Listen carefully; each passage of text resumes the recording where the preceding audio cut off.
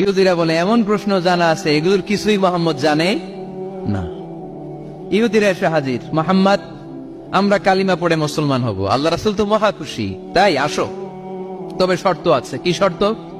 3টা প্রশ্নের উত্তর দিতে পারলে লাইন ধরে আমরা সব কালিমা পড়ে ফেলবো। কোন 3টা প্রশ্ন বলো? তারা প্রশ্ন শুরু করলো। প্রশ্ন নাম্বার 1, মা হুয়া রূহ। মোহাম্মদ বলো তো রূহ কারে বলে? রূহ কি? রূহ কাকে বলে?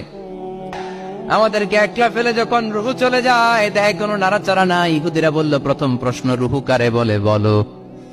2 নাম্বার প্রশ্ন মান হুম আসহাবুল কাহাফ। আসহাবে কাহাফ সম্পর্কে কি জানো? কি জানো বলো। গুহাবাসী, গুহাবাসীদের সম্পর্কে কি জানো? অনেক আগে তারা এসেছিল পৃথিবীতে। 3 নাম্বার প্রশ্ন মান হুয়া যুলকারনাইন। যুলকারনাইন সম্পর্কে কি জানো বলো। প্রশ্ন কয়টা? প্রথম প্রশ্ন কি সম্পর্কে? রূহ। দ্বিতীয় প্রশ্ন আসহাবে কাহাফ। তৃতীয় প্রশ্ন যুলকারনাইন। আল্লাহ রাসূল সাল্লাল্লাহু আলাইহি ওয়াসাল্লাম বললেন গাদান উজিবুকুম। তাফসীর ইবনে কাসিরে এসেছে, তিনি উত্তর দিলেন গাদান উজিবুকুম, আই উইল আনসার টুমরো। আগামীকাল উত্তর দিব। কারণ জানেন না তো কি করে বলবেন, আর না জানলে উনি বানায় কিছু বলেন। কারণ কোরআন তো পরিচয় দিয়েই দিল, তিনি মন গড়া কখনো কিছু বলেন। আগামীকাল উত্তর দিব। ওরা আগামীকাল উত্তরের জন্য হাজির, কিন্তু ওহী আসে নাই, উনি বলতেও পারে না। বিশ্বনবী আবার বললেন গাদান উজিবুকুম, আগামীকাল দেব। তারপরের দিন ইহুদিরা এসে হাজির, বিশ্বনবী উত্তর করতে পারেন না। বিশ্বনবী আবার বললেন গাদান উজিবুকুম, আগামীকাল বলে দেব। আগামীকাল ওরা এসে হাজির, তৃতীয় দিনও তিনি পারেন না। এসে হাসাহাসি শুরু করছে, এই মক্কার লোকেরা দেখো, এই লোকটা এতদিন তোমাদেরকে ভুল বুঝাইছে। এই লোকটা এতদিন বলেছে তিনি নবী। তিনি যদি নবী হতো তিনি তো প্রশ্নের উত্তর করতে পারতো, পারে না কেন? পারে না কেন? এটাই প্রমাণ করে তিনি নবী নয়। তিনি যদি পারত উত্তর দিয়ে দিত।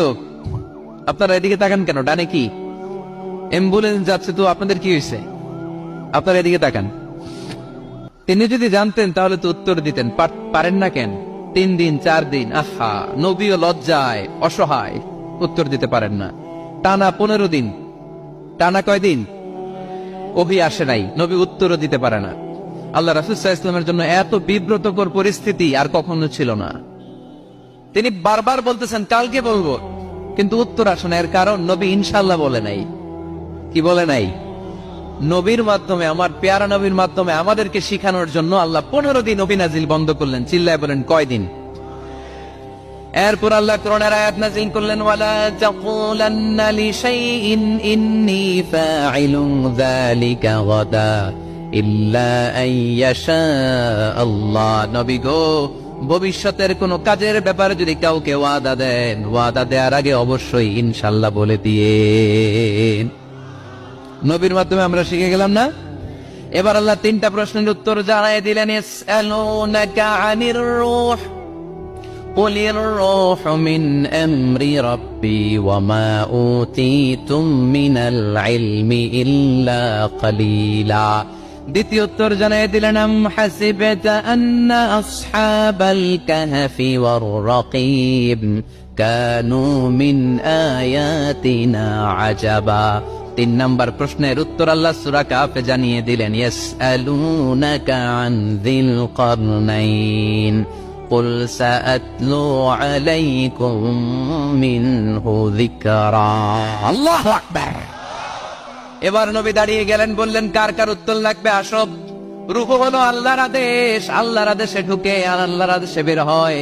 আসহাবে কাফের 7 জন ছেলে ছিল, গুহার মধ্যে আল্লাহর ভয় ঢুকেছে। 309 বছর পরে আল্লাহ তাদেরকে আবার ঘুম থেকে জাগিয়েছে। যুলকারনাইন এমন একজন বাদশা, গোটা বিশ্বকে শাসন করেছে, তার শাসন ক্ষমতার কোনো কমতি ছিল না। সুবহানাল্লাহ, সুবহানাল্লাহ। তাহলে আমার নবী মন গড়া কথা বলে, তাই না? মন গড়া বলে? হি ওয়াজ গাইডেড বাই ওয়াহি, হি ওয়াজ গাইডেড বাই রেভেলেশন। ওনার কাছে ওহী না আসলে, ওহী না নামলে তিনি কখনো কোনো কথা